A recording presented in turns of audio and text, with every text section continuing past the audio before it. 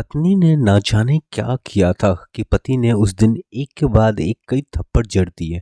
हमेशा ही हर सिचुएशन शांति से हैंडल करने वाली पत्नी भी इस बार इतनी अशांत हो उठी कि उसने अपनी चप्पल ही निकालकर पति की ओर दे फेंकी। चप्पल पति के बालों को छूता हुआ निकल गया। ये किस्सा यहीं पर खत्म हो सकता था, मगर पति ने इसे अपनी मर्दानगी का विषय बना लिया और बात बद से बदतर होती चली गई। रिश्तेदारों ने भी आग में घी का काम किया। किसी ने कहा जो औरत अपने पति को चप्पल से मार सकती है वो ना ही तो वफादार हो सकती है और ना ही पतिव्रता। ऐसी औरतें परिवार ही नहीं परंतु ये समाज के लिए कलंक है। बीवी के पक्ष वाले कहाँ पीछे रहने वाले थे। किसी ने कहा 21वीं सदी में जो भी स्त्री के साथ मारपीट करता है उन्हें तो जेल भेज देना चाहिए। तो कोई कहता है जरूर उसको कोई और पसंद आ गई होगी इसलिए अब पत्नी से मारपीट करने लगा है। बात कोर्ट तक पहुंच गई। दोनों पक्षों ने एक दूसरे के खिलाफ केस फाइल कर दिया। पति ने चरित्रहीन का तो पत्नी ने दहेज और शारीरिक उत्पीड़न का। 2 वर्षों से अधिक समय के लिए केस चलता रहा। इन 2 वर्षों के दौरान पति पत्नी अलग अलग रह रहे थे। इन 2 वर्षों के दौरान दोनों पक्षों के समर्थक की संख्या भी कम हो गई थी।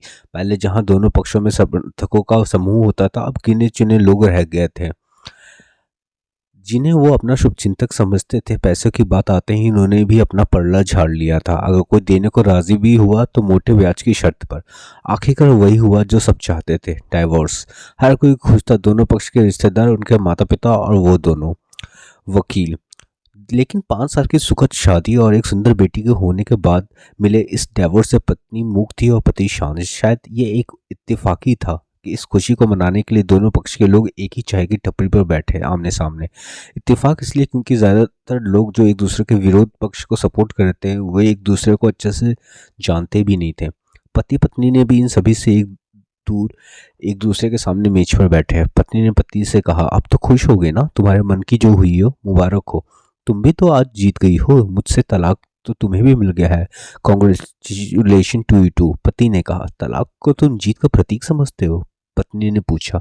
पति चुप रहा। थोड़ी देर की शांति के बाद पत्नी ने कहा, मुझे तुम्हें 5 लाख रुपए अभी और हर महीने 8,000 रुपए देने का आदेश है।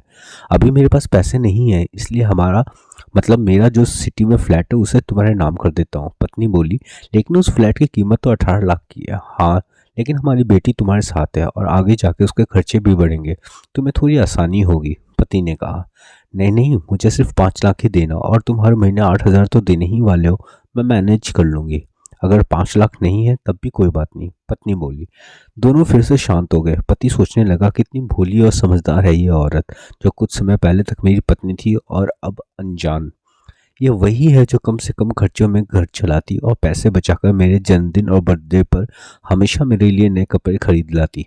कभी बीमार भी हो जाती तो पैसा बचाने के लिए मुझे मालूम ना होने देती और घरेलू नुस्खों से अपना इलाज करा लेती। मगर घर में कई और बीमार होता तो तुरंत डॉक्टर के पास लेकर जाती। मेरी ही मति मारी गई थी जो अपनी झूठी मर्दानगी के चक्कर में इतनी बड़ी गलती कर बैठा। पत्नी के दिमाग में भी उथल फुथल चल रहा था। वैसे भी वैसा ही है, पहले खुद से ज़्यादा हमारे बारे में सोचता था और अब भी वही कर रहा है। ये वही आदमी है जो मुझे एक्सीडेंट से बचाने के लिए खुद मोटरसाइकिल के आगे कूद पड़ा था और अपनी उंगली तोड़वा बैठा था। पता नहीं कौन सी मनहूस घड़ी में मैं झगड़ा कर बैठी। पति ने मौन तोड़ते हुए पूछा, अब तुम्हारे कमर का दर्द कैसा है? ज़्यादा तकलीफ तो नहीं होती?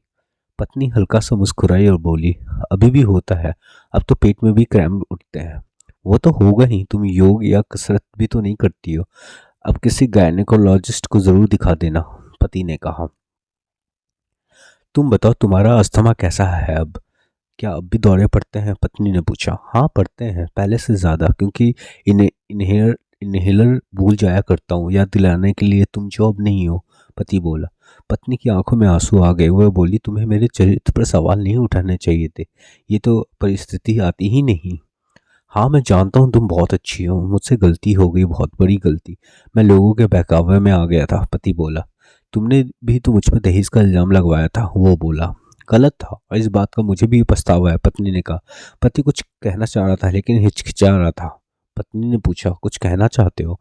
वो बोला, क्या सब पहले जैसा नहीं हो सकता?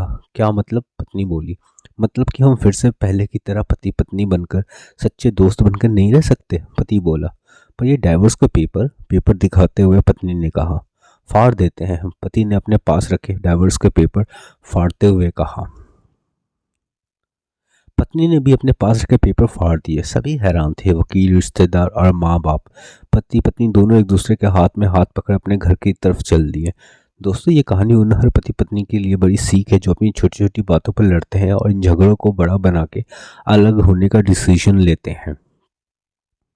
प्यार और झगड़ा तो एक सिक्के के दो पहलुओं की तरह है। दोनों को स्वीकार करना होगा, तभी यह पवित्र रिश्ता उसकी मंजिल तक पहुंच सकता है। Thank you so much for listening this story.